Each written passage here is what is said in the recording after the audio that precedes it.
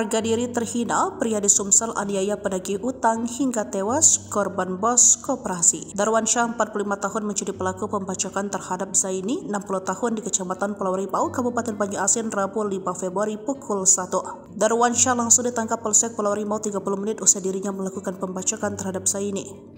Ia sama sekali tidak ada perlawanan saat ditangkap polisi dan mengaku menganiaya korban Zaini menggunakan parang. Korban yang merupakan bos koperasi melontarkan kata-kata kasar kepadanya saat menagih hutang. "Memanggil saya dengan nama hewan, itu yang buat saya sakit hati," katanya. Merasa sakit hati dengan kata-kata kasar yang dilontarkan korban kepadanya, Darwansyah spontan mengambil parang yang ada di keranjang motor miliknya. Saat ayunan pertama parang ke arah korban, menurut Darwansyah tidak mengenai korban karena korban mengelak.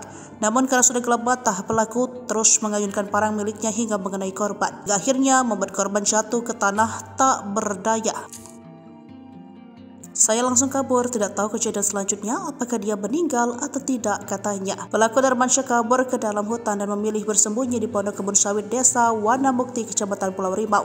Namun pelaku ditangkap polisi dan dibawa ke kantor polisi.